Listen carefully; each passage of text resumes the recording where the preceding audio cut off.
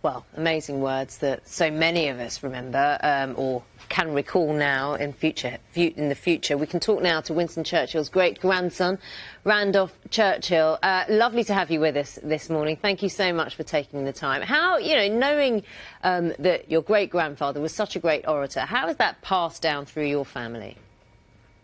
It can't be avoided. It's such a special bit of history.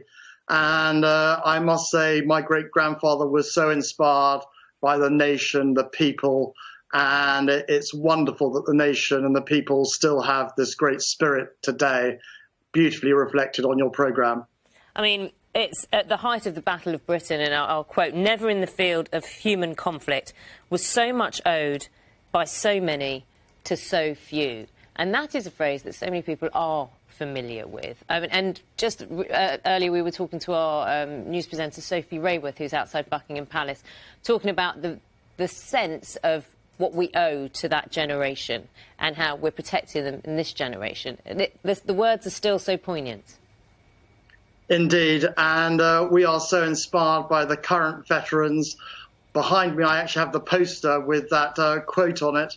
I think my great-grandfather will be thrilled to see how the nation in these difficult times has stopped to be inspired by what those veterans and those that did not return to this country, what they gave. And I really do sense that the younger generation have really taken the spirit up. And it's remarkable how people have gathered behind these celebrations in their own way. It's interesting, isn't it, in these very different times now, for example, just how I'm looking at pictures of crowds on VE Day, 75 years ago, the royal family coming out on the balcony at Buckingham Palace. It is also different.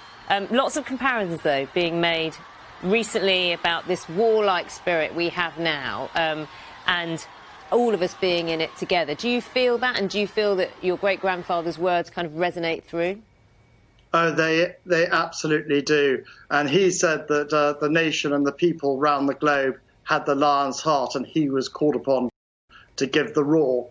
Well, the people with the lion's heart today are our doctors, nurses, those at the front line, and our armed forces who've supported. And we at home, we've done the roar with our pots and pans to really try and inspire and to thank those on the front line who are caring so thoughtfully for everybody who suffered such difficulty. I like the use of the word roar there. It's not clap for carers where you are, it's roar for carers, and I'm sure it'd be greatly appreciated. As president of the Churchill Society, one of the many reasons we've got you on this morning to talk to us is to talk about this competition that you've launched, to get people to inspire like Churchill. Tell us about it. Yes, well, Churchill's words inspired a nation in 1940, and what we want to do is help inspire the struggle against COVID. And we've got so many wonderful examples of what is being done to support people. So we want a younger generation to come forward and submit their words or their short video in a competition. And it's entitled Inspire Like Churchill, and it's on winstonchurchill.org. And the prize is that the winner gets to give a donation to a COVID charity of their choice. And it'll be a wonderful way to engage with a younger generation. There are no rules for participating and to really engage. And we've all seen in this time of lockdown that people are really using their ingenuity, and this is a way that we can reach out.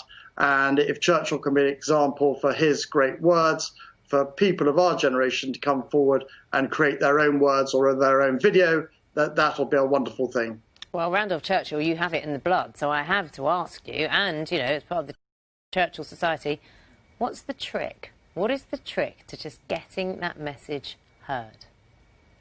I'm afraid it's never give in. And, people shouldn't be shy. They should just crack on and do their best. And if they don't succeed in the first time, try again and again and again.